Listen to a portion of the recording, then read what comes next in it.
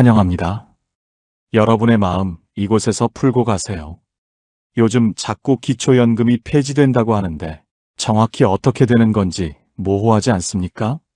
오늘 이 영상에서는 그 모든 것을 명확하게 단 하나의 착오도 없이 알려드리겠습니다. 기초연금이라고 하면 정부에서 주는 돈이라고 해서 65세 넘으면 누구나 받는 줄 아셨죠? 그런데 말입니다. 통장에 돈이 이 금액만 넘으면 단 한 푼도 못 받을 수 있습니다. 매달 34만 2,510원씩 몇 년만 받아도 수천만 원이 되는 돈인데 그딴 통장 잔고 따위 하나 때문에 철저하게 완벽하게 끊겨버릴 수도 있다는 겁니다.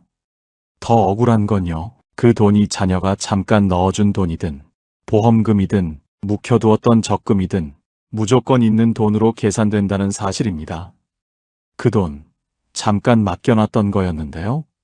쓰지도 않았고 제 돈도 아닙니다. 이런 설명 전혀 통하지 않습니다. 누군가는 기초연금을 받는데 누군가는 같은 나이에도 단 한 푼 못 받습니다.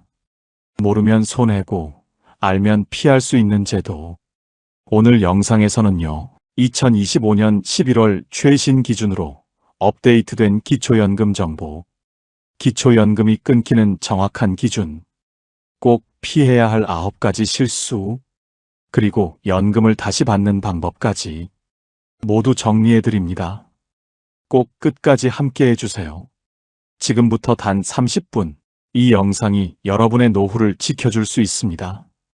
절대 놓치지 마세요. 구독과 좋아요 눌러주세요.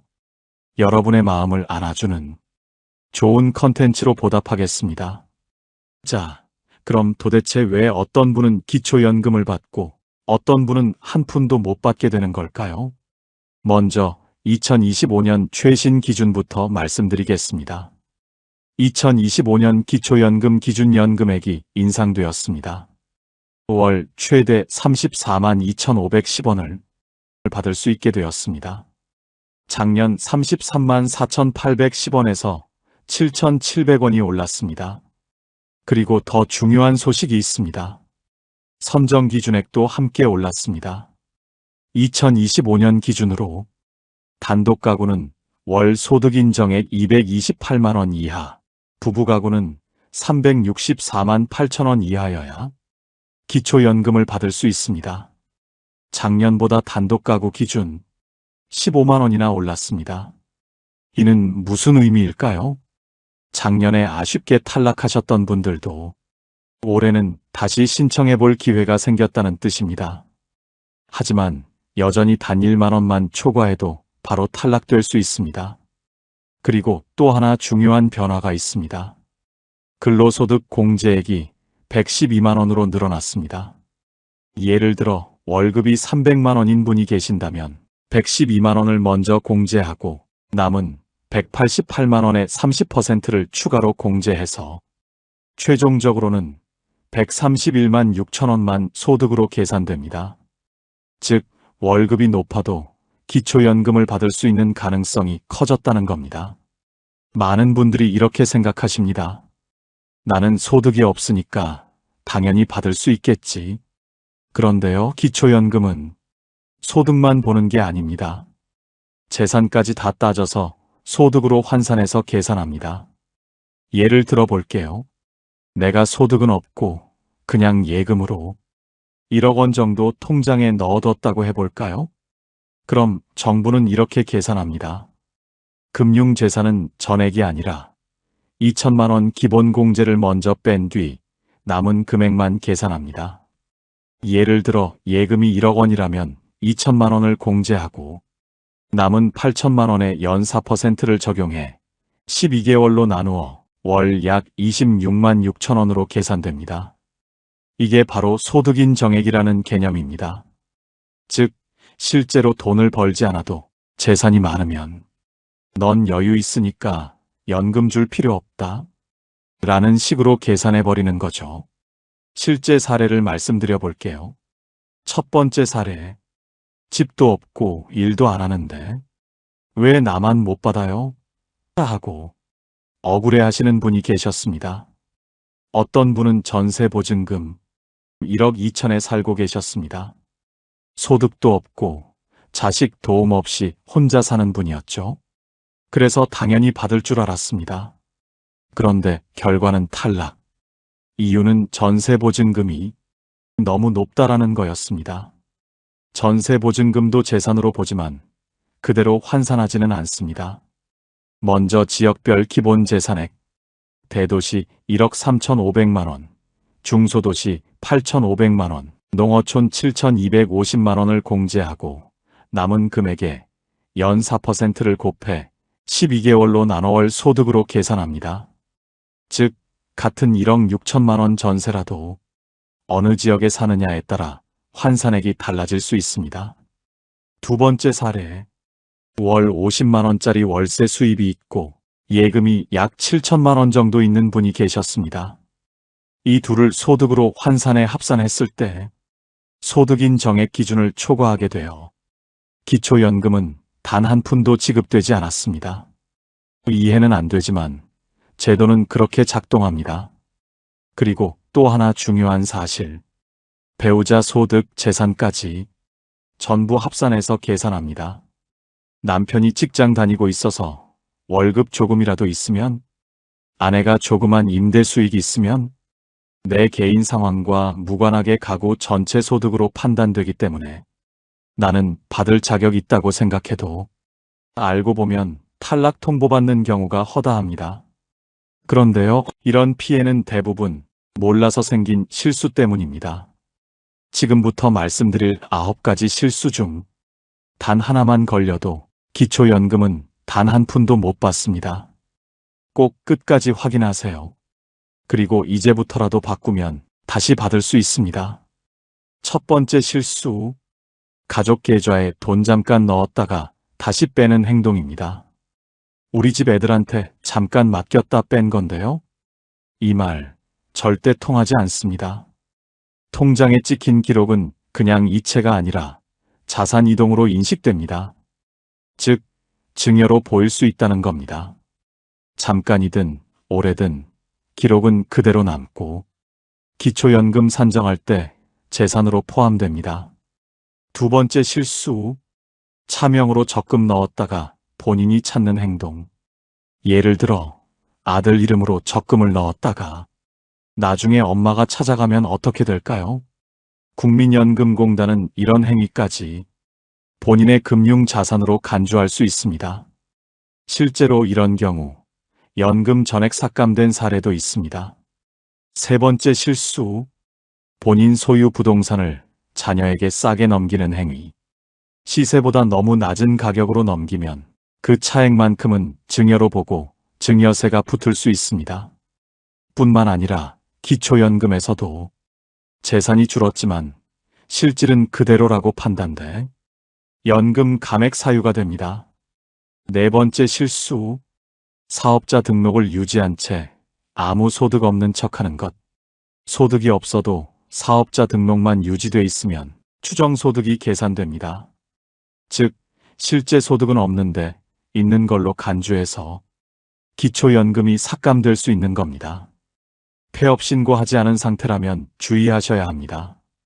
다섯 번째 실수, 고급 자동차 보유하고 있는 경우 2025년 기준 차량가액 4천만 원 이상이면 고급 자동차로 분류되어 차량가액 전액이 소득인 정액 산정에 포함됩니다.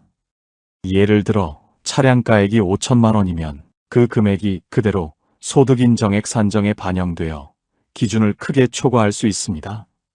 2024년부터는 배기량 기준은 완전히 폐지되고 오직 차량가액 4천만 원 기준만 적용됩니다. 일반 자동차는 금융재산과 마찬가지로 연 4%를 적용해 12개월로 나누어 월 환산하지만 고급 자동차는 차량가액 전액이 그대로 소득인 정액에 포함되기 때문에 차이가 매우 큽니다. 여섯 번째 실수, 보험을 해약하면서 환급금을 수령한 경우입니다.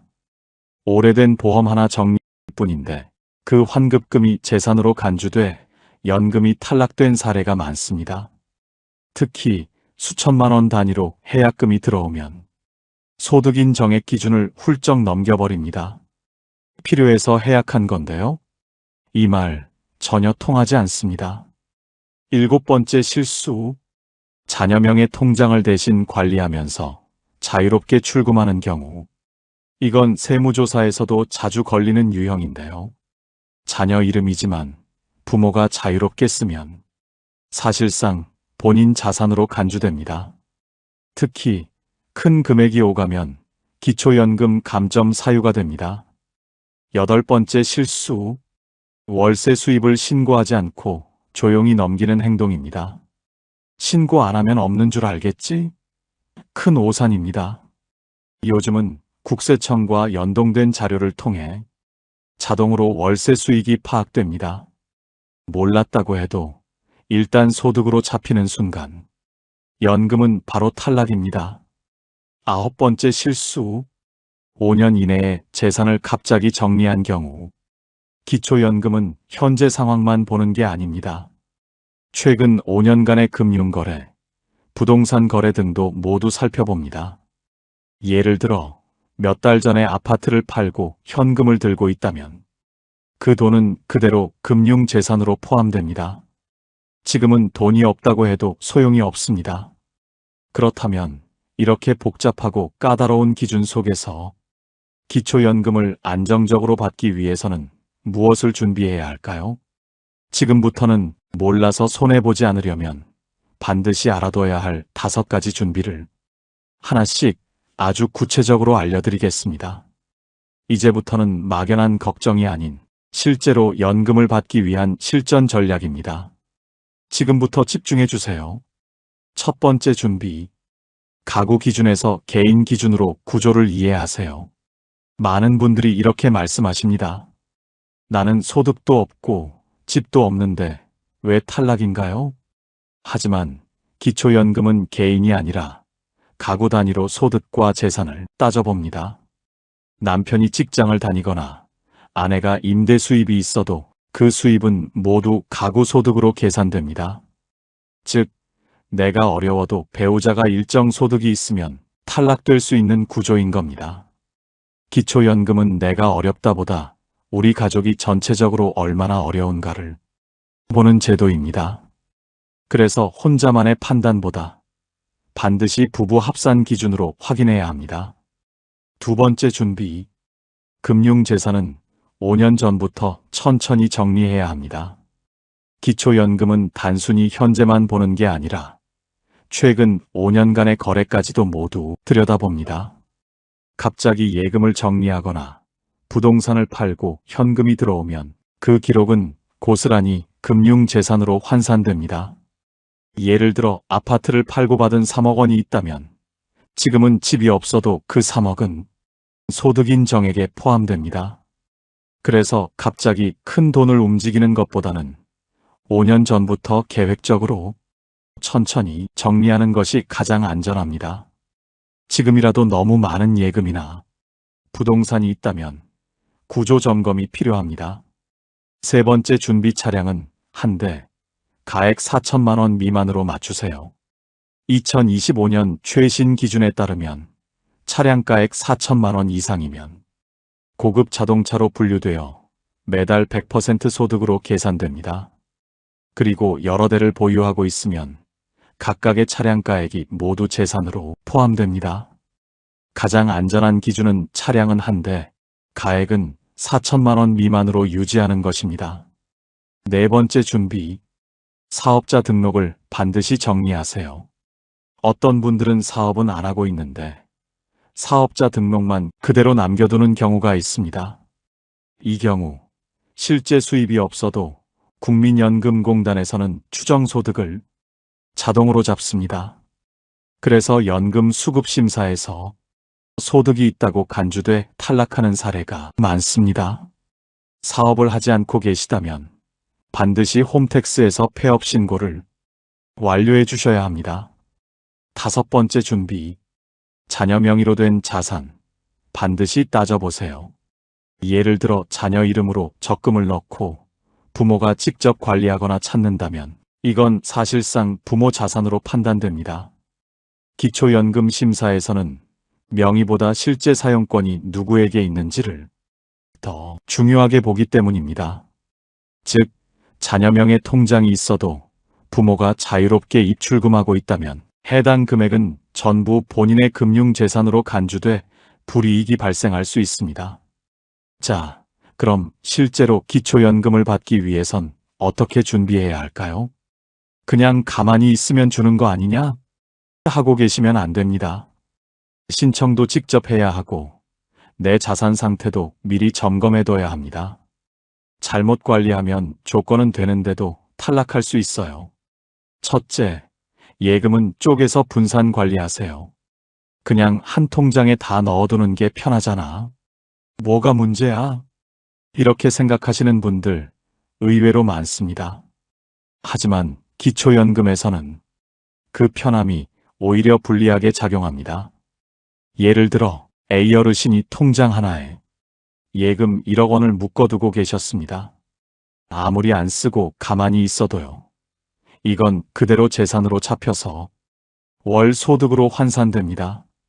1억 원에서 2천만 원을 공제하고 남은 8천만 원의 연 4%를 12개월로 나누면 월 26만 6천 원이 소득으로 계산됩니다. 그렇게 되면 다른 소득과 합산해서 기준을 초과하기 쉽습니다. 하지만요, 이 예금을 2천만 원, 3천만 원씩 나눠서 생활비 통장, 자녀지원금 통장, 공과금, 자동이체 통장 등으로 용도를 구분해서 관리하면 단순한 저축이 아닌 생활 목적 자금으로 인정될 수 있고 소득 인정액 계산 시 더 유리하게 평가받을 수 있습니다.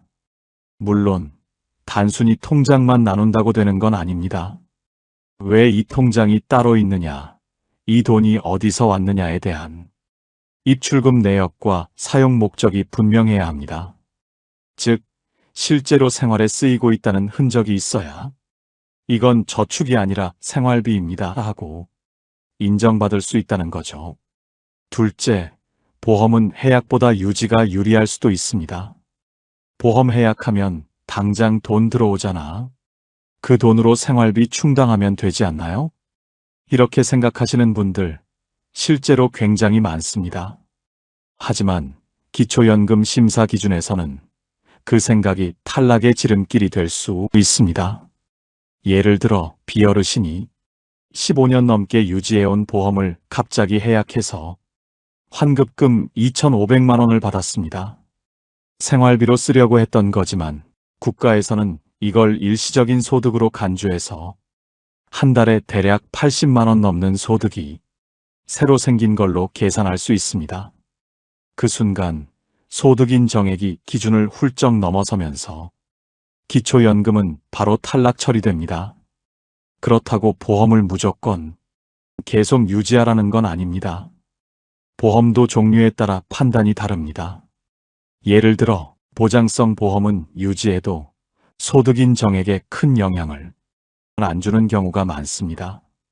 하지만 저축성 보험은 해약 시 환급금이 크게 잡히기 때문에 오히려 불리해지는 겁니다. 그래서 중요한 건 보험 해약 전에 보장성인지 저축성인지부터 꼭 확인하셔야 합니다. 그리고 혹시 환급금이 크다면 당장 해약하기보다는 필요 보장을 정리하거나 전문가 상담을 거친 뒤 계획적으로 움직이시는 걸 권해드립니다. 셋째, 전세금이 높다면 월세 전환도 고려해 보세요. 나는 집 산 것도 아닌데 그냥 전세인데 왜 불리해요? 이런 말 정말 많이 듣습니다. 하지만 기초연금 심사에서는 전세도 재산으로 봅니다. 그게 바로 문제입니다. 예를 들어 시어르신이 살고 있는 전셋집 보증금이 1억 6천만 원이라고 해볼게요. 집이 내 소유는 아니지만 국가는 이 전세 보증금의 연 4%를 적용해서 월 소득이 생긴 것처럼 간주합니다. 1억 6천만 원의 4%는 연 640만 원, 즉 한 달에 53만 원을 버는 것처럼 계산한다는 뜻입니다. 그렇게 되면 소득 인정액이 초과되어 연금 수급이 어려워질 수 있습니다. 그렇다면 방법은 없을까요? 있습니다. 바로 전세를 월세로 일부 전환하는 겁니다. 물론 월세는 매달 나가는 돈이라 걱정이 되시겠지만 기초연금 심사에서는 소득보다 지출이 많은 사람이 형편이 더 어렵다고 판단됩니다. 예를 들어 보증금 1억 6천 중 일부를 빼서 보증금 3천에 월세 40만 원으로 바꾸면 보증금이 줄어들면서 소득 환산액이 낮아지고 실제 월세 지출은 공제 항목으로 들어가서 결과적으로 소득인 정액이 확 내려갑니다. 단 여기서도 주의할 점은 있습니다. 형식만 월세로 바꿨지 실제로는 돈을 안 내는 구조거나 자녀 집에 살면서 계약서만 그렇게 만든 경우 오히려 조사가 들어올 수 있습니다. 그래서 반드시 실제 임대차 계약서를 갖추고 계좌이체로 월세가 나간 기록까지 있어야 제대로 인정받을 수 있습니다. 넷째, 세무사 또는 공인중개사 상담을 활용하세요. 내 재산이 많지도 않은데 굳이 전문가까지 찾아가야 하나요? 이렇게 생각하시는 분들 참 많습니다. 하지만 실제로는 딱 그 애매한 재산 구조 때문에 탈락하는 경우가 굉장히 많습니다. 예를 들어 디어르신의 경우 통장에 예금 4천만 원, 전세 보증금 1억 3천, 자동차 시세가 1천만 원 정도였는데요. 이 세 가지를 합치면 소득 인정액이 살짝 기준을 넘어서 탈락하셨습니다. 그런데 알고 보니 자동차는 거의 폐차 직전이었고 예금의 절반은 장례비로 자녀가 미리 입금해둔 돈이었습니다. 이런 건 적절히 설명만 됐어도 계산에서 빠질 수 있는 항목들이었습니다. 문제는요, 설명할 줄 몰라서 혹은 굳이 이야기하지 않아도 되겠지 하고 넘어가서 그냥 있는 그대로 다 소득으로 간주돼 버린 겁니다. 바로 이런 경우 세무사나 공인중개사의 상담이 큰 도움이 됩니다. 예를 들어 재산 중 일부를 생활비로 전환하거나 차량을 명확히 폐차 처리를 하거나 또는 세대 분리를 통해 소득 인정액을 낮추는 방법 등 전문가의 시선으로 보면 빠져나갈 수 있는 틈이 보입니다. 게다가 요즘은 지자체에서 무료 상담 프로그램을 운영하는 경우도 많기 때문에 큰 비용 없이도 충분히 조언을 받을 수 있습니다. 다섯째, 무엇보다 신청은 꼭 하셔야 합니다. 나는 자격될 것 같아서 그냥 기다리고 있었어요. 이렇게 말하시는 분들 정말 많습니다. 그런데요, 기초연금은 자격이 된다고 자동으로 주는 제도가 아닙니다. 신청하지 않으면 무조건 탈락입니다. 예를 들어볼까요? 이 어르신은 나이도 70세가 넘고 소득도 거의 없었기 때문에 나는 당연히 대상이겠지 하고 생각하셨답니다.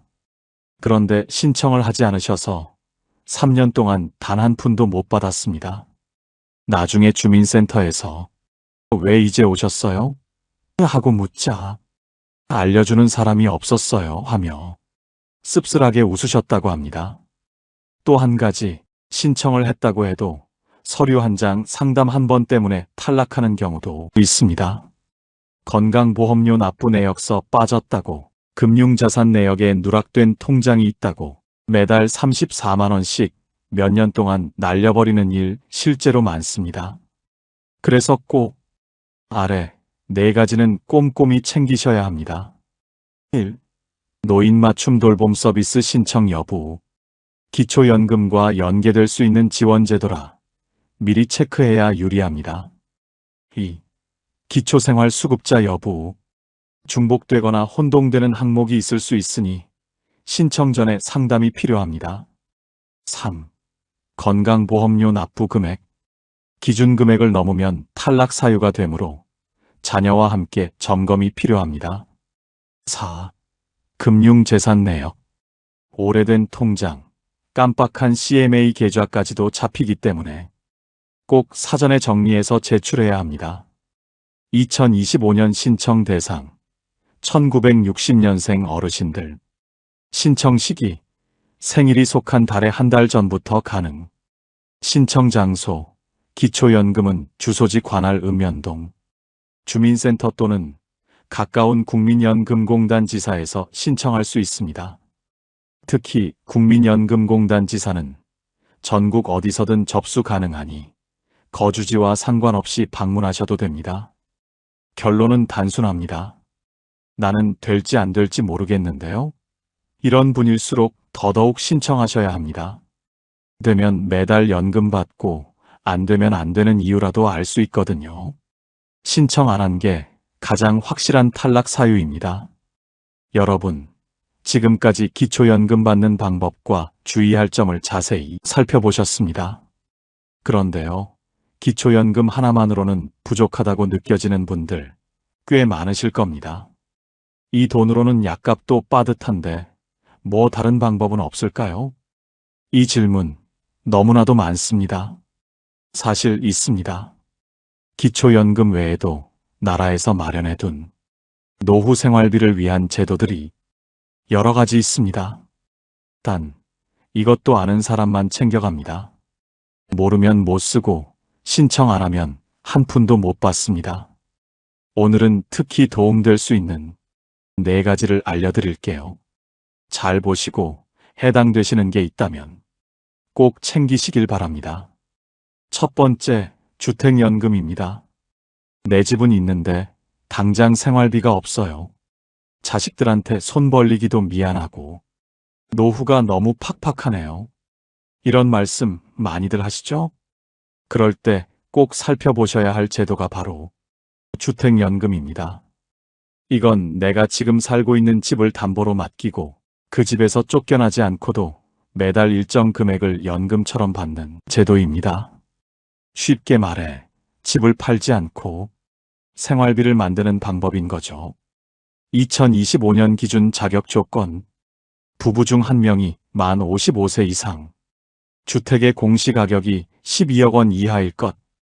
예를 들어 서울에 아파트 한 채가 있는 70대 부부가 있다고 해볼게요. 이 부부가 주택연금에 가입하면 그 집에서 계속 살면서도 매달 100만 원에서 200만 원까지 생활비를 받을 수 있습니다.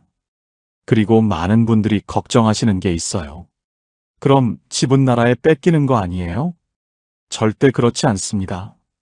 집은 여전히 본인 명의로 남아 있고요. 부부가 모두 사망한 후에도 자녀가 집을 물려받을 수 있습니다.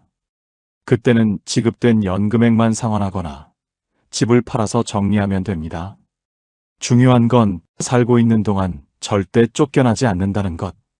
이건 법으로 보장되어 있으니 걱정하지 않으셔도 됩니다. 게다가 주택연금 수령액은 소득 인정액에서 일부 유리하게 반영되기도 하기 때문에 기초연금이나 기타 복지 수급 자격에도 긍정적인 영향을 줄 수 있습니다.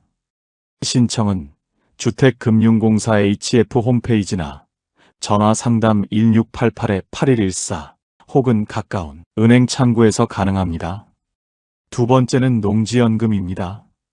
이런 말씀 들어보셨죠? 나는 집도 없고 가진 거라곤 시골 밭 하나뿐이야. 그거 팔아도 돈 안 되고 그냥 그대로 두고만 있어요. 그런데 여러분, 그 밭 하나, 논 한 마지기도 그냥 놔두면 손해입니다. 왜냐하면 기초연금이나 각종 복지 혜택에서는 그 땅도 재산으로 계산되거든요. 실제로 돈은 하나도 안 생기는데 있는 재산으로 분류돼서 탈락 사유가 되는 경우도 많습니다. 그래서 등장한 게 농지연금입니다. 이건 말 그대로 내가 가진 농지를 담보로 매달 연금을 받는 제도입니다. 2025년 기준 신청 조건, 만 60세 이상 고령농업인, 기존 65세에서 하향 조정, 5년 이상 영농 경력이 있을 것, 소유한 농지가 실제로 농사지었던 땅일 것. 자, 그럼 얼마를 받을 수 있느냐? 농지의 위치, 크기, 시세에 따라 달라지긴 하지만 적게는 월 20만 원, 많게는 월 80만 원 이상까지도 수령 가능합니다. 생각해 보세요. 아무도 찾지 않는 논밭, 그냥 가지고만 있는 것보다 매달 생활비가 생긴다면 훨씬 유리하지 않겠습니까? 그리고 중요한 사실 하나. 농지연금 수령액은 소득인정액에서 비교적 유리하게 반영됩니다. 즉, 기초연금과 병행이 가능할 수 있고 설계에 따라 오히려 더 유리해지는 경우도 있습니다. 나는 농사를 안 지었는데요? 하시는 분들도 계실 텐데요. 본인이 직접 경작하지 않았더라도 과거에 가족이 지었거나 임대 내역이 있다면 상담 후 가능 여부 판단이 됩니다. 신청은 농지관리공사, 한국농어촌공사 또는 농림축산식품부 홈페이지, 그리고 지역 농업기술센터나 농지은행 지사에서 가능합니다. 가능하면 전문 상담을 꼭 받아보시는 걸 추천드립니다. 모르고 그냥 묵혀둔 땅이 내 노후를 든든히 책임져 줄 생활비 통장이 될 수 있습니다. 세 번째, 노인 일자리 지원 사업입니다. 많은 분들이 이렇게 말씀하시죠. 몸은 아직 쓸만한데 마땅한 일이 없어요. 일하려 해도 나이 많다고 다들 안 뽑아요. 그럴 때 꼭 알아보셔야 할 게 바로 노인 일자리 사업입니다. 이건요, 단순히 돈 벌기 위한 일자리가 아닙니다. 건강도 챙기고 사회와 연결되는 기회이기도 합니다. 2025년 기준 신청 자격 노인공익활동사업 65세 이상 어르신 중 기초연금 수급자 노인 역량활용사업 및 공동체 사업단 60세 이상 어르신 일자리는 생각보다 다양합니다. 예를 들면요. 어린이 보호구역에서 교통지원 활동, 동네 경로당이나 복지시설의 안내 도우미, 초등학교 앞에서 안전지킴이 역할, 공원이나 동네 환경을 정리하는 공공시설 정비 활동, 취약계층 가정을 방문해 말벗이 되어드리는 사회서비스형 일자리, 대부분 하루 2~3시간, 주 3회 정도의 활동으로 한 달 기준 약 27만원에서 30만원 정도의 활동비를 받을 수 있습니다. 중요한 건 이 활동비는 소득으로 간주되지 않기 때문에 기초연금과 중복수급도 가능합니다. 즉, 기초연금도 받고 활동비도 따로 받고 건강까지 챙길 수 있으니 일석삼조인 거죠. 특히 혼자 계신 분들, 하루 종일 집에만 있으면 몸도 마음도 가라앉습니다.